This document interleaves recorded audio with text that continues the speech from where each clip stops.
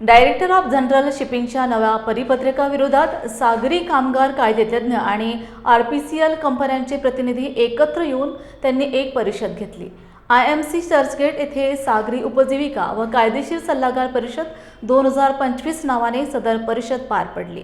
अधिवक्ता गायत्री सिंग यांनी या परिपत्रकांची घटनात्मक वैधताबाबत कायदेशीर बाब मांडली। FSUI महासचिव मनोज यादव यांनी या निर्णयामुळे सागरी क्षेत्र संकटात सापडल्याचे सांगितले। यावेळी सागरी कामगारांनी सरकार विरोधात घोषणाबाजी करत डीजी शिपिंगचे परिपत्रक मागे घेण्याची मागणी केली। और इसके पहले से मतलब मैं पिछले कुछ दिनों की बात नहीं कर सकता, सिर्फ एक शेर याद आता है राहत इंदौरी साहब का कि लगेगी आग तो हर मकान आएगा इस जग में, यहाँ सिर्फ मेरा ही घर थोड़े ही है। तो इसके पहले जो भी सर्कुलर और अपना जो भी ऑर्डर्स आ रहे थे उसमें एक पर्टिकुलर सेक्टर को टारगेट किया जाता था। अगर मैं 6 of 2023 की बात करूं कि एक सर्कुलर आता है और उसमें बताया जाता है कि 2000 मतलब 20 साल के ऊपर के जो जहाज हैं वो अब नहीं चलेंगे। मैं सरल भाषा में बता रहा हूँ। और जो मैंने एनालाइज किया है उसका बैकग्राउंड ये है कि 2021 में एक साइक्लोन आता है तौकते करके, जिसके अंदर 2 या 3 वेसल डूब जाते हैं और जो एक वेसल होता है MS क्लास का, उसके ऊपर तकरीबन 11 लोग मारे जाते हैं। उस वेसल की एज होती है 37 ईयर्स और उसके बाद एक हाई पावर कमेटी बनाई जाती है, हाई लेवल कमेटी बनाई जाती है गवर्नमेंट ऑफ इंडिया के द्वारा, और उसमें हमारे प्रीवियस डीजी साहब थे।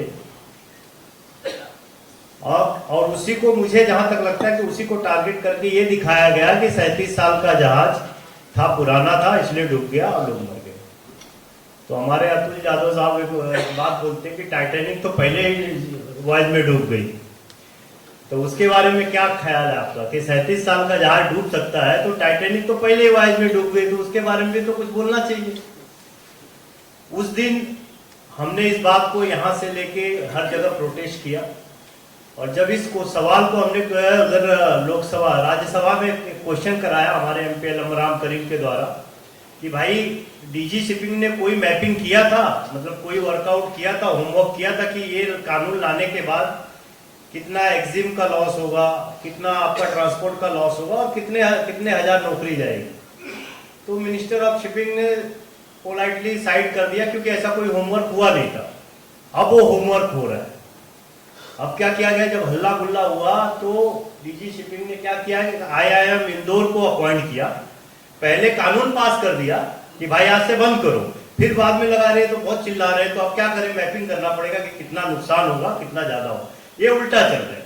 पहले फायदा नुकसान का मैपिंग करने के बाद सर्कुलर इशू करने के पहले सर्कुलर इशू कर दिए, ऑर्डर निकाल दिया, फिर देखा है तो बहुत लोग चिल्ला रहे हैं, तो क्या करना होगा, एक सिंपली IIM इंदौर को अपॉइंट किया। मुझे नहीं समझ में आया कि उसका क्या क्वालिफिकेशन था जो उसको अपॉइंट किया।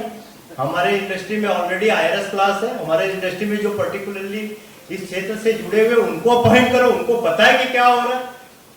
COC हमने तो इशू नहीं किया। COC को यहाँ पे एक्सेप्ट किसने किया, हमने तो नहीं किया, RPCL ने तो नहीं किया।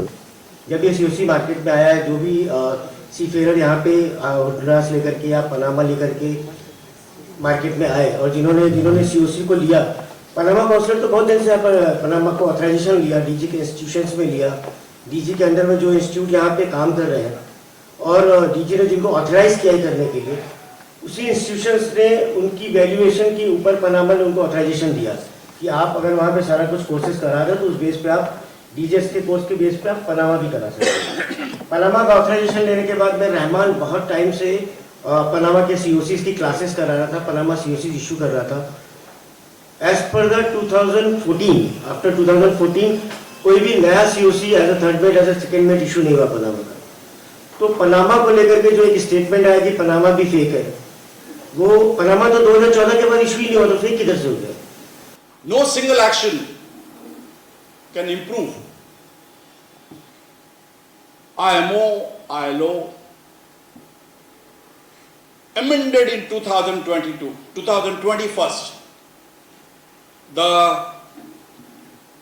I think the clause 2, title 2 wherein additional insurance was made mandatory for repatriation purposes. Then again it was further amended for protection of your salary of 3 months in 2022, which have already come into force.